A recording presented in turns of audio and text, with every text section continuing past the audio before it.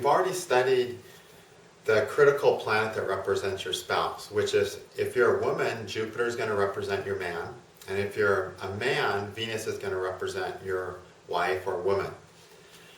And that's the same for everybody. Every man has Venus as a wife, and every woman has Jupiter as a husband or man in her life. And a lot of the reasons we have that is because of our biology. Woman's biology finds husband in Jupiter. Man's biology finds husband in Venus. Okay? It's a gender-dependent thing. Because we have gender. Okay? But also, as people, we're all very individual.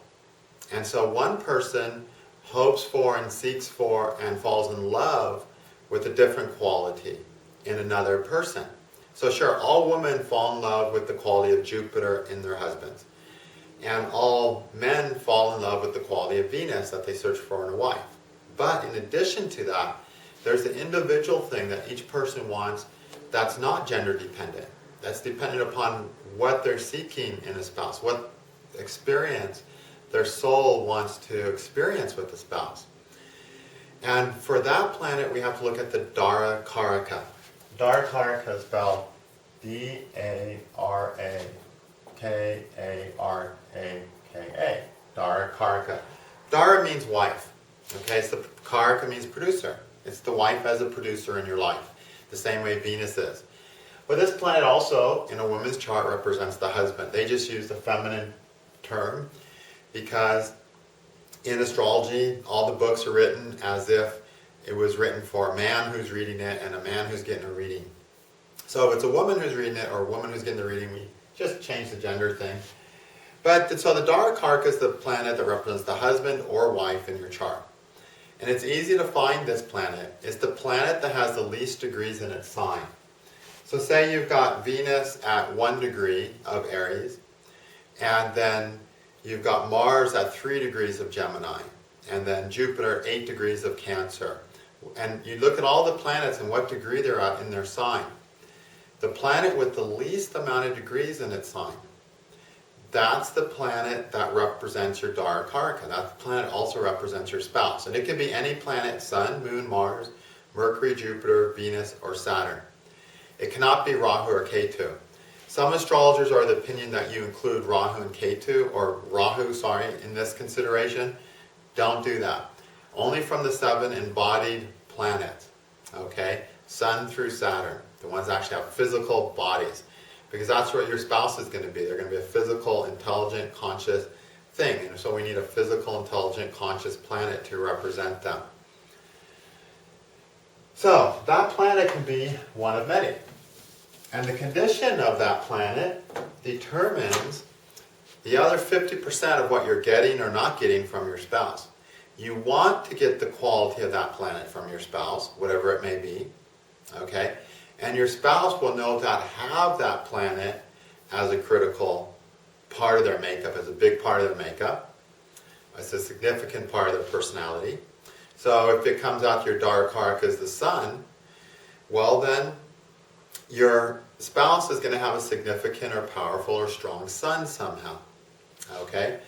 However, if your Darakaraka is afflicted, while they're having a significant sun, it's probably going to be kind of messed up. Okay? So whatever planet it is that's in your chart, you'll find your spouse is going to have some of that energy of that planet somehow. Just the same way, Venus is your other planet that represents your wife, and of course, your wife is always going to be Venus, right? She's going to be a woman, which is Venus. And so when you look at these planets, we need to judge them the exact same way as we judged Jupiter and Venus in the previous 2 videos. Which means we have to look at those planets and see if they're awake or sleeping or in the middle and just sort of the sleepy, drowsy state.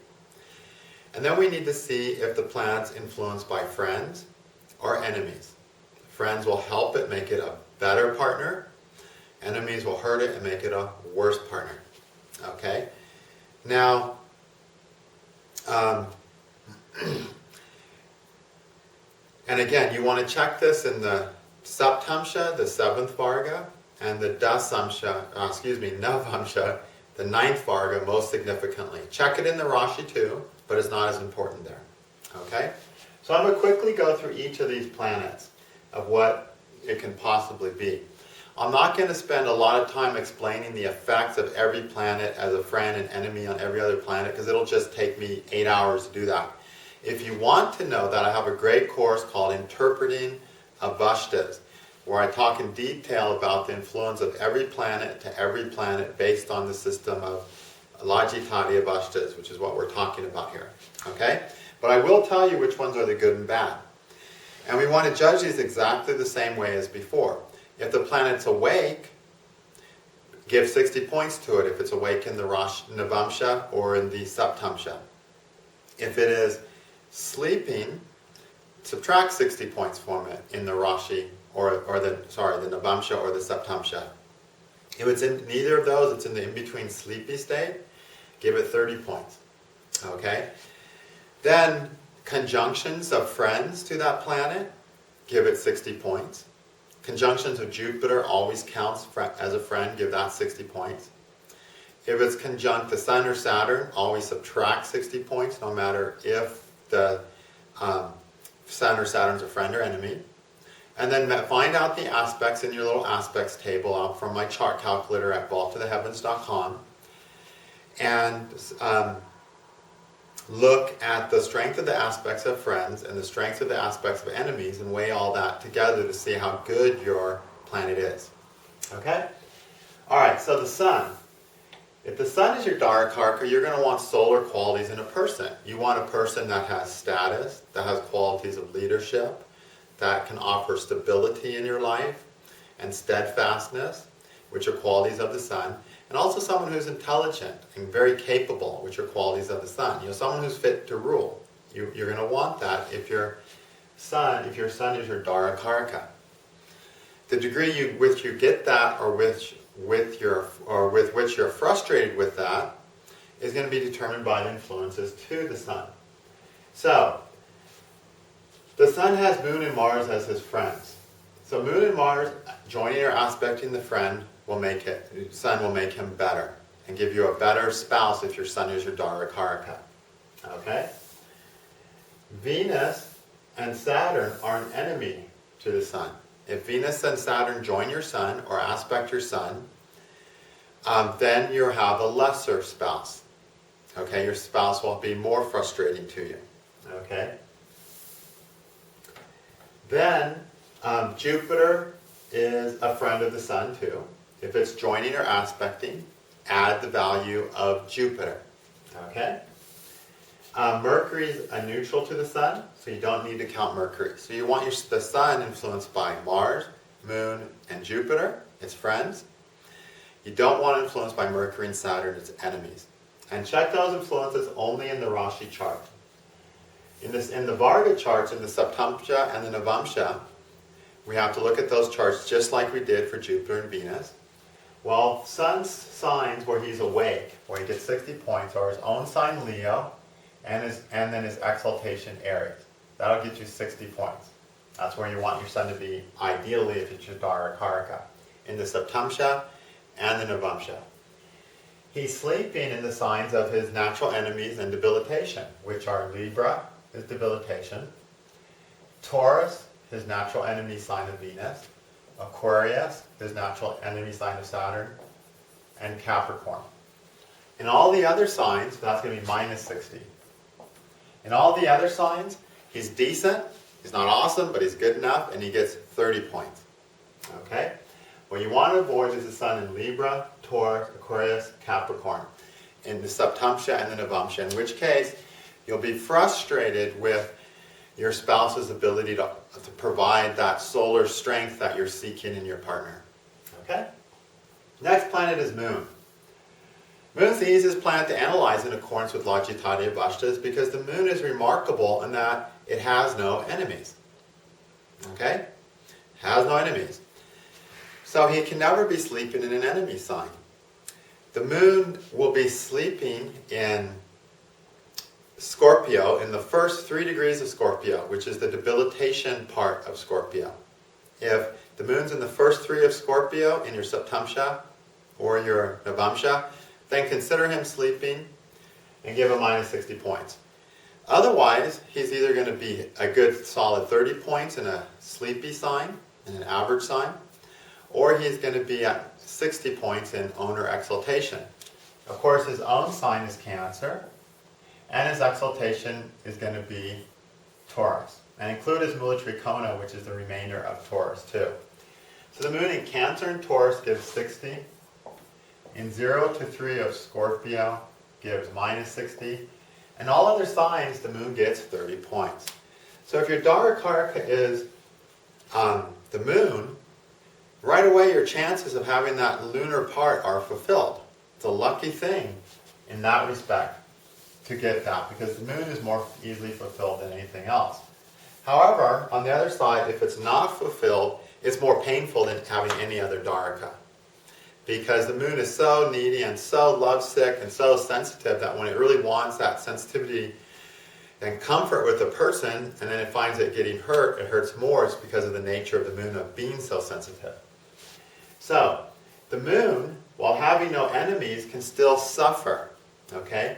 He can suffer when he's joined by Saturn, because Saturn joining always hurts any planet he's with. Or he can suffer by being joined the Sun, because the Sun also hurts any planet he's with. So if the Sun is with the moon in the Rashi, or Saturn's with the moon in the Rashi, subtract 60 and you're going to have some frustrations and lack that you experience with your spouse. Okay?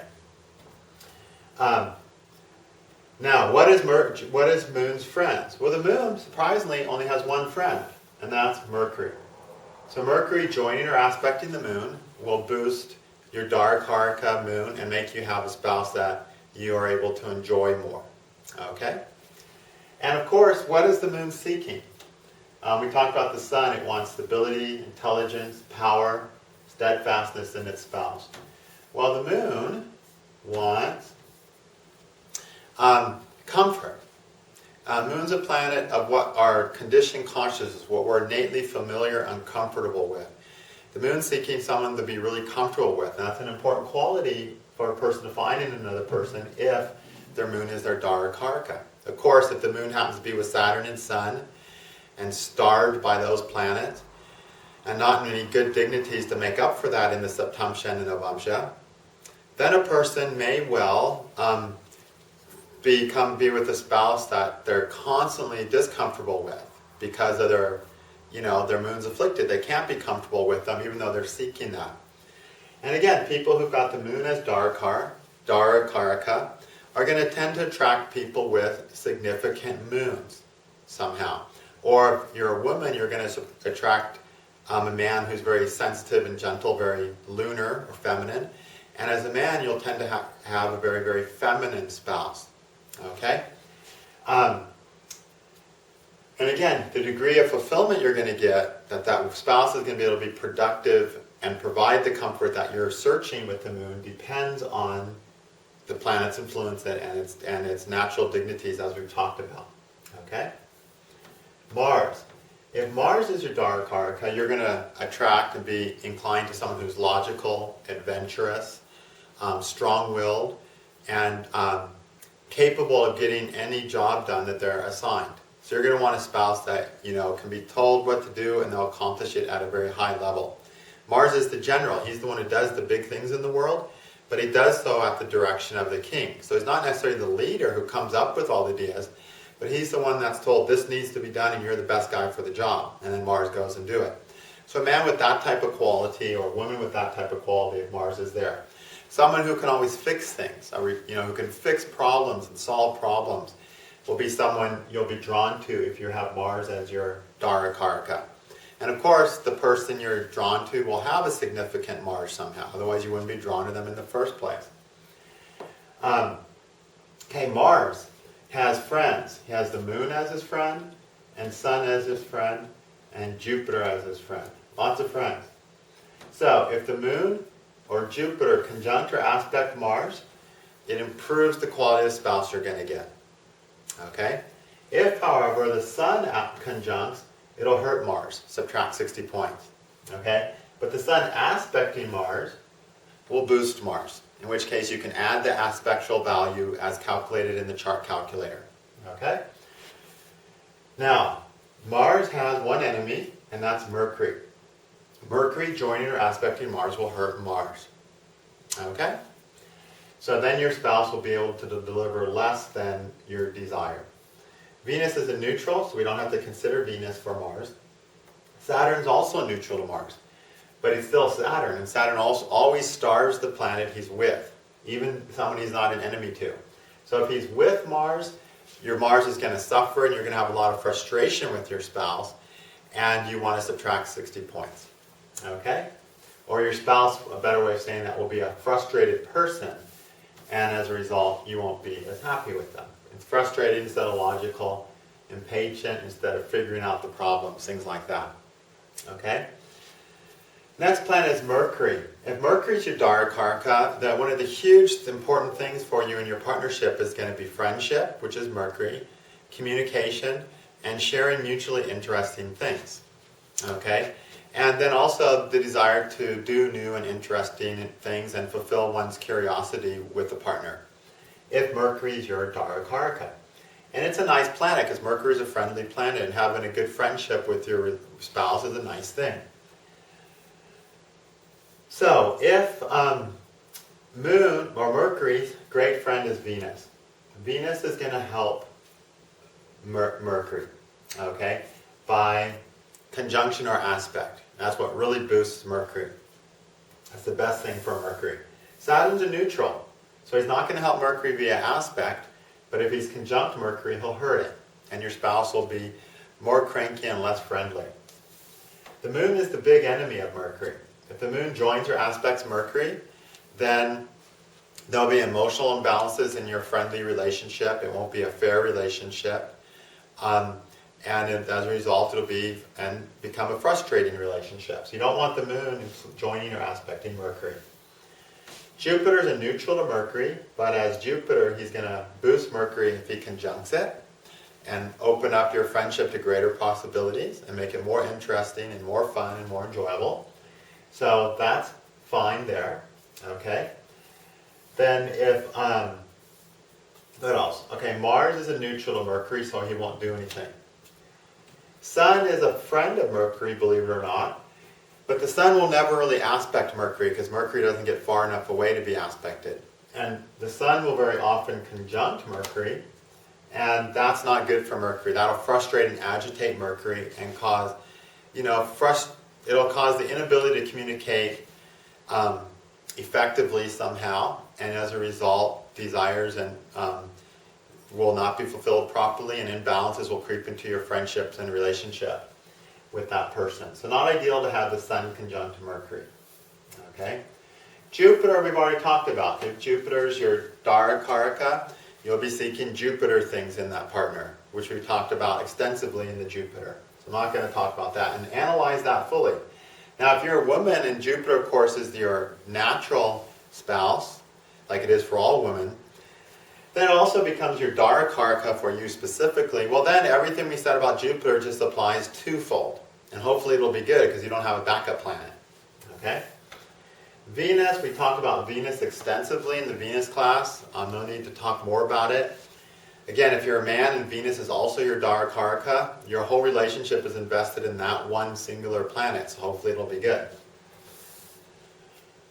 Saturn. Saturn's an interesting one because Saturn is such an antisocial planet. And it's really interesting. Saturn's antisocial and Moon is extremely social. So when it comes to having them as Darakarakas, those are like completely different. Okay? So the person who has Moon as their Darakaraka, because of the nature of the Moon and him having no enemies, has an easier time finding comfort with almost anybody. They're very easy because the Moon is adaptable. They can very easily adapt to the needs of their relationship if their Moon is your Darakaraka. And also if you have a really lunar spouse, they'll also adapt very readily to their partner, because that's the Moon's nature, to adapt, to socially adapt and evolve. So people who have Moon at their Darakaraka can actually have some easier breaks when it comes to relationships with almost anybody who has some of those qualities, because they're adaptable, okay? And their spouse is going to be adaptable to some degree. Saturn's like the very opposite of that, you know. Saturn is not very adaptable. He's has very strong ideas of what he needs to be safe and secure and satisfied. And he has such an easy time of going without, okay, that when there's problems, well, Saturn can do without so much easily. Where the moon adapts. When there's problems, the moon immediately adapts.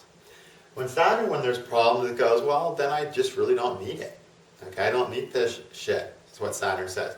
The moon says, oh, I'll just adapt to this, no problem. Oh, I'm adapted, now it feels fine. So Saturn makes for a person who's less adaptable in their relationships in general.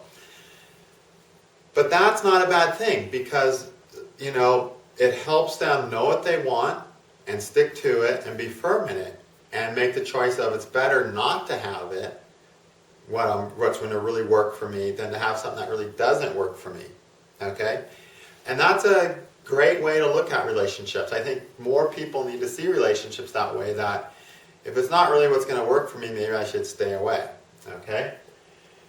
So Saturn, as always, is the planet of restraint. He gives won't power. So people with Saturn Darakaraka can more readily not have relationships with the wrong people, unless, of course, Saturn is beat up. But that's the ideal with this, is, you know, having an easier time of getting rid of the wrong ones. Okay, Saturn is the planet that excretes things. Okay, it rules going to the toilet, where you excrete things that aren't useful to your body. And Saturn as Darakaraka has strength to excrete things, especially in the Saturn dasha. Now, Saturn has some affliction to it. A person will have a hard time with that. Now, what's going to afflict Saturn? Well, his enemies, right? Saturn's big enemy is Mars. Mars joining or aspecting Saturn will trash Saturn. Moon is his other enemy, and his other enemy is the Sun. Saturn has so many enemies, more than other planets, and we always blame Saturn. Oh, Saturn does this evil thing, and Saturn does this evil thing. No, that's not how it is. Saturn's this really nice planet that lets us survive the hardships of living on Earth in nature, which is a hard place to live, where the average mammal only has a 10% survival rate. And us humans were lucky at this period in our life. It wasn't just a few hundred years ago that when you had a baby, there's a good chance you were never going to see that baby grow up. Okay? There's a good chance, 500 years ago when you got your wife pregnant, it was time to say goodbye because there was such a good chance she was going to die giving birth to your brat. Now we're really lucky. We're at a time where we think we're ahead of all this stuff and the hardships of nature, but we're really not. If we look at the environment and what we've done, we see nature is just building up to really smash us into the ground because it's hard living on Earth. And sure, we've created all these comforts and luxuries that make it feel like it's so easy to live on Earth, but at what cost? At the cost of creating a whole nother level of hardships that we can't even comprehend or imagine, even in our best movies perhaps. So nature always wins. It's a hard world and you can't avoid it. So Saturn's a great planet because it helps us deal with the harsh realities of life. Then he has all these enemies. Sun beats him up, Mars beats him up, and Moon beats him up. As a result, our Saturn so often gives us problems. Not because of Saturn, but because he's getting beat up by these other planets. Okay? This is the Moon. I need this. I don't care what it does to you, Saturn. Sun goes, oh, I need this to rule my people. This has to be done or my people will starve. I'm going to trash you, Saturn. And Mars is like, well, geez, this is an emergency. If we don't use you and kill you, Saturn, we're going to die right now. And even though hurting you is going to hurt us in the long term, we have to survive today. And so that's how the world destroys the environment, destroys nature, which is Saturn. So Saturn's getting trashed. So any of these planets influencing Saturn are going to make Saturn suffer. And as a result, you're going to have a lot of frustrations with your spouse, having a hard time getting rid of the wrong people, perhaps. Because whenever Saturn is beat up by these planets, especially by the Moon especially aspecting or joining Saturn strongly, makes Saturn have a very hard time with being detached. It makes for a very sensitive person who sometimes will hold on to things that aren't best for them because they don't feel like they can ever get what's best for them. It's a tough combination. Alright, so those are his enemies. Well, friends. He has two friends at least, Mercury and Venus to bail him out. But see how it's stacked against Saturn? That's why we complain about Saturn, because he has so many enemies that don't take care of him properly. So Venus and Mercury can boost Saturn and make you have a better relationship, a more enjoyable and fun and good relationship. Okay? Jupiter joining will boost Saturn, but Jupiter aspecting will not. So you want Jupiter with Saturn to help Saturn give you a better spouse. The other thing about Saturn, going in the lines of nature, one of the important things to a Saturn Darakaraka is great sex, because sex unlocks a lot of the primal aspects of man, which is related to the animal bodies that we're in, and Saturn represents nature. So good sex is always a really important thing for people who've got Saturn as the Darakaraka. Will they get it? Well, it depends on the condition of Saturn. Okay? Now Saturn's going to get, in fact, I think I forgot to do this for most of the planets, so we're going to start on kind of on the bottom and go up now. Saturn gets, in the Saptamsha Navamsha, you want Saturn in Capricorn, Aquarius, or Libra, which are his own or exaltation signs. When that happens, give Saturn 60 extra points. If he's in one of these signs in both your Saptamsha and Navamsha, give him 120 points, which kind of guarantees you that Saturn eventually is going to give you a good spouse. Maybe not today, but certainly one day. Then Saturn in Aries, which is a debilitation, Scorpio, which is ruled by his natural enemy Mars, Leo, which is ruled by his natural enemy Sun, and Cancer, which is ruled by his natural enemy Moon, is going to make Saturn lose 60 points if he's in that sign in the Saptamsha or the Navamsha. Okay? And that'll indicate you have some problems there. Okay. Then in any other sign, Saturn's going to be decent. Then he's in a neutrals or friends sign, and he'll do decent, and you can give him 30 points. Okay? Mercury, we kind of forgot to do this for these planets. Sorry about that. Mercury's in his own exaltation is Gemini and Virgo. When he's there, give him 60 great points. In his debilitation, which is Pisces, the first half of Pisces, 0 to 15 degrees of Pisces, give him minus 60. In Cancer, his other enemy sign, his only enemy actually, give him minus 60 points too. In all other signs, give Mercury 30 points. So you see, Mercury usually comes out pretty good, so it's a good Darakaraka to have, because that's the nature of friendship. Friendships helps us take care of people without ruining them, which is what bad relationships do. Okay? And that's the nature of Mercury. All right, then Venus. Well, we talked about Venus, and we talked about Jupiter plenty. We know how to judge those. Mars, if Mars is in Capricorn, let's see here. Capricorn, also I'm having a hard time reading Capricorn. Capricorn, Aries, or Scorpio, his own or exaltation signs, give him 60 points. If he's in the signs of Mercury, Virgo, or Gemini, or his Cancer, his debilitation sign, subtract 60 points from him. Okay? And then he's sleeping, and he's not going to be active and effective in the Saptamsha and the Navamsha. Okay?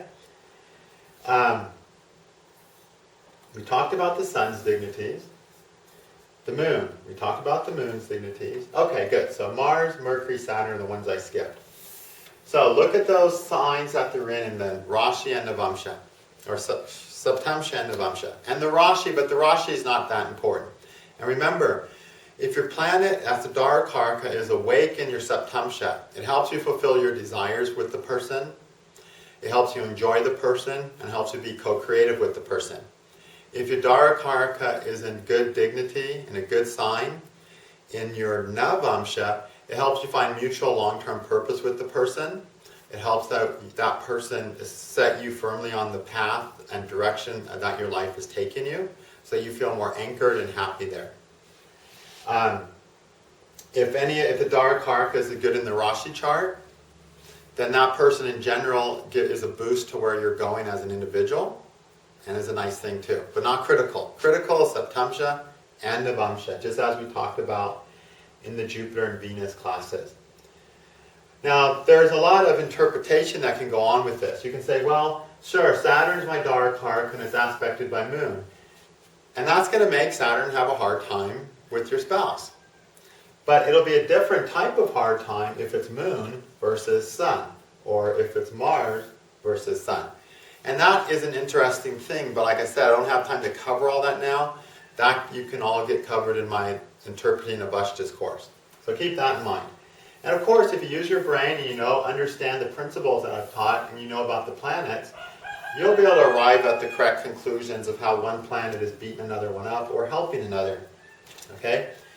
The other thing is, I kind of was very simplistic in these 3 videos of saying, okay, if it's an exaltation, give it 60 points. It's good. If it's in debilitation, take 60 points away. But then there's a lot of other things the planet's doing. There's other ways it can lose strength. And that can get mathematically very complex. But sometimes you need to get that complex to split a hair. So if everything looks like it's on the edge, it's probably, if you worked out the math to the final number, it would lean this way or lean this way. That's like very advanced astrological work, and in most cases you're just not going to need it. Okay, in most cases you won't need that. If you feel you do, that's the time to get a reading or approach an astrologer or call a software which calculates all this stuff out down to the decimal point of a fraction of a number. Okay, but in general, this is all you're going to need. If it's in debilitation or enemy sign, you're going to have trouble with your spouse.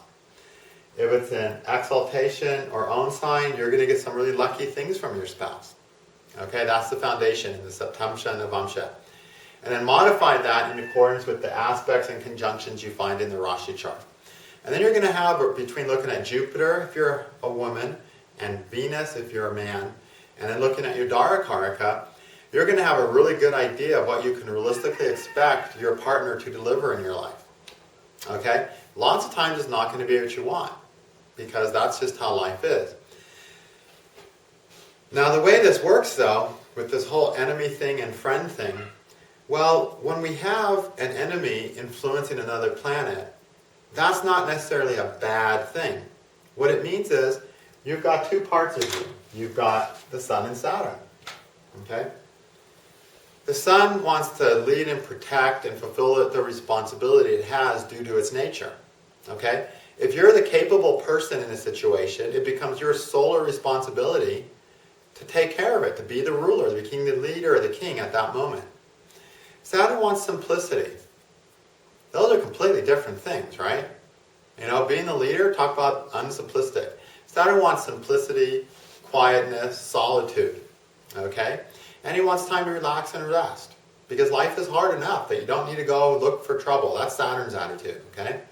But the Sun's like, well, geez, because I'm the person who can do this most effectively, I'm the guy who has to do it. Like Moses, he's like, well, I'm the guy who can lead all these people out of Egypt the most effectively, so damn it, I'm the person who has to do it. Okay? That's what our true solar leader feels. It's not like, oh, I'm a power-hungry person, and this is my chance to rise above everyone and get my shoes polished for free. No, Sun doesn't do that. Sun's like, well, because I'm the most intelligent and capable in this situation, it's my responsibility to do this.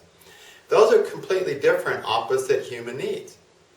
So when Saturn and Sun influence each other, those 2 needs are sort of at war, which means there's situations in life where one is pulled towards, oh, I just want to be simple and live the Saturn life. Another one says, well, but you got these heavy responsibilities you got to do. Which way are you going to go? Are you going to go the way of the heavy responsibilities? Or are you going to go the way of, I'm just going to rest and take it easy because I'm really not the best person to do the job? So there's that internal war. And you decide on one. You decide, well, I'm going to take responsibility of this. And the Saturn's like, oh, great. This sucks. I really don't want to do this, and I'm suffering, and I don't get to do my thing. Instead, you're doing the Sun thing. So you made a choice to do the solar thing instead of a Sun thing.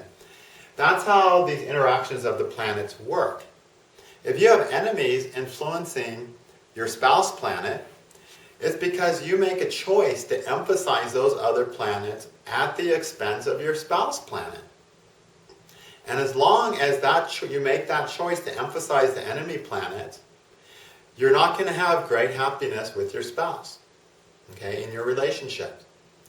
But if you choose to not emphasize that enemy planet, you say, oh, well, obviously my relationships are not working because I'm putting too much emphasis on this part of my life or this part of me. then you can say, well, geez, so all I have to do to have my relationship work better is put less emphasis on that enemy and more emphasis on the planet that is my spouse, which means to put more emphasis on my relationship needs and relationship partner. So you realize that these conditions, the way these planets interact, it's all about the choices you make.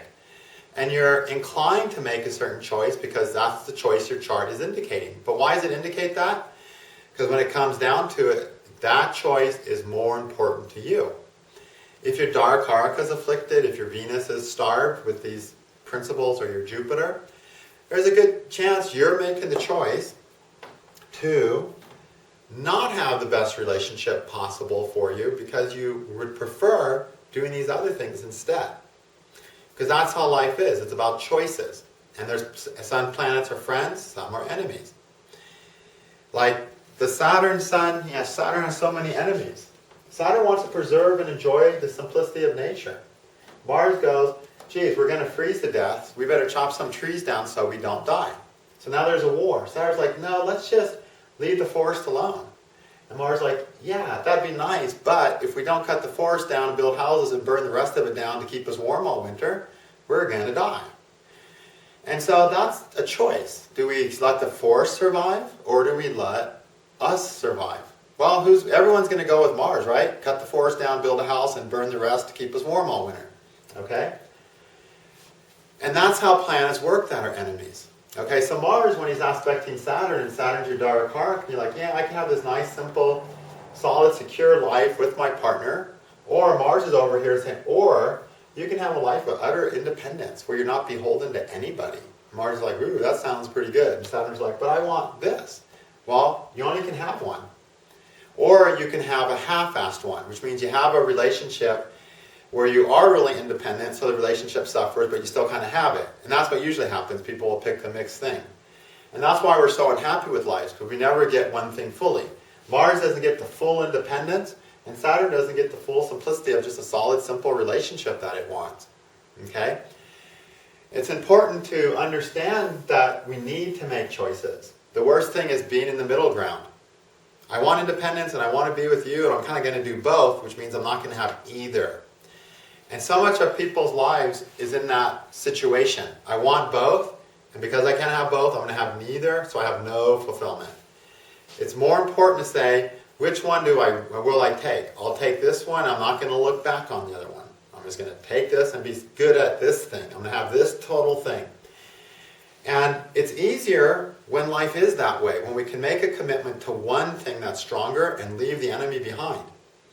But sometimes what happens, the planets are really equally strong. Like there's a rule, if Sun and Saturn are exalted at the same time, they both are useless.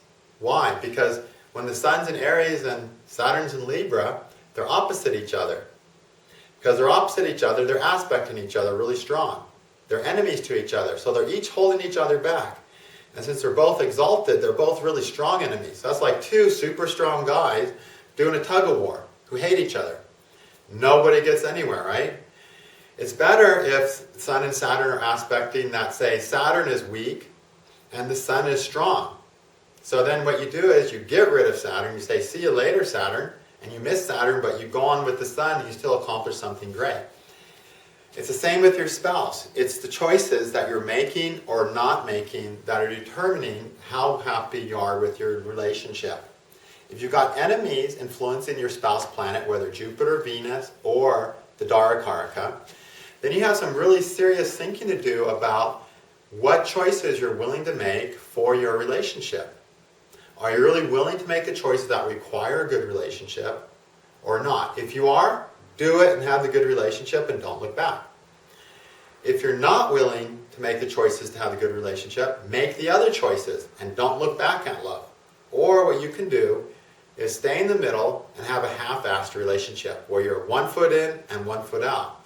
And also where the other thing you want is 1 foot out, another foot stuck in love or stuck in a relationship.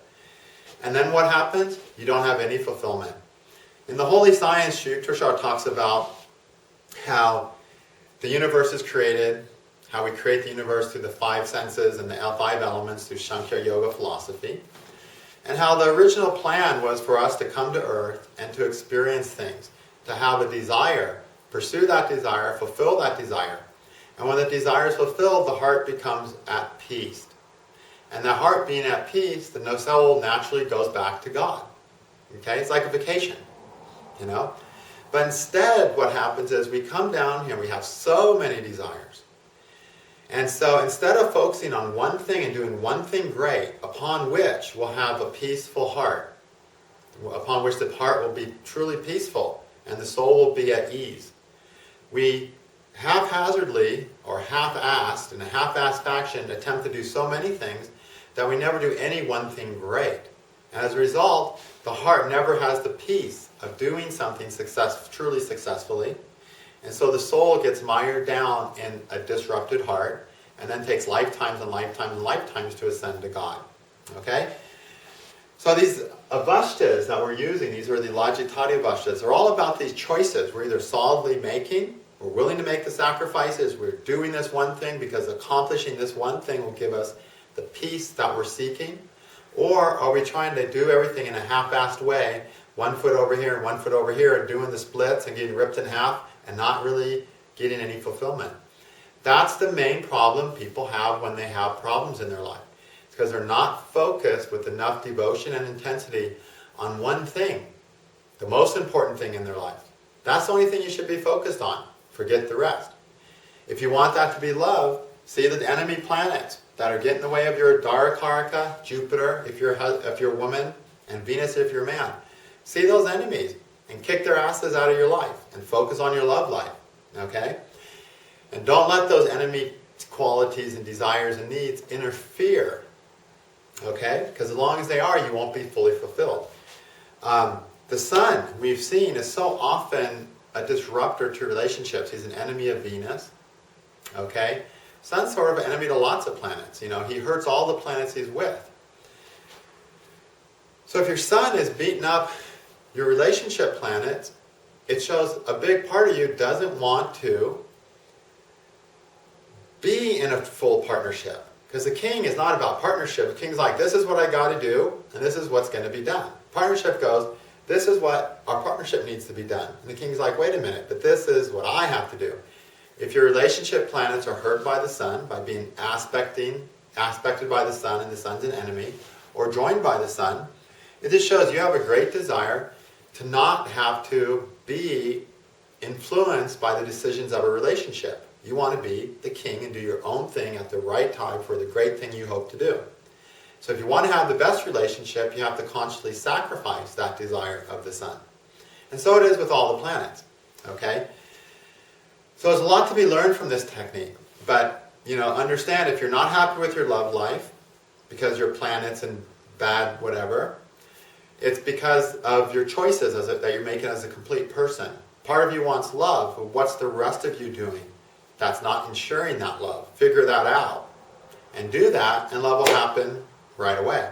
Okay? But if you just keep living your life of having 1 foot here and 1 foot here, 1 foot wants love, the other one's scared of love. That's such a common thing in this society. Then you're not going to get love, but you're not going to be free from the pain of miserable love. And so you'll have bad love, which confirms the fact that you really don't, a big part of you doesn't want love. You only want love if it's good love. And you can only have good love if you commit to love. And even when you commit to love, you might get your teeth kicked in sometimes because they're all the 2 planets. These are the fun ones, right? Rahu and Ketu. We haven't even talked about these babies. Okay? All these other planets are about our conscious choices and volition. All the fate they represent because we decided as a whole person that I'm not willing to sacrifice this even for true love. And we do that all the time.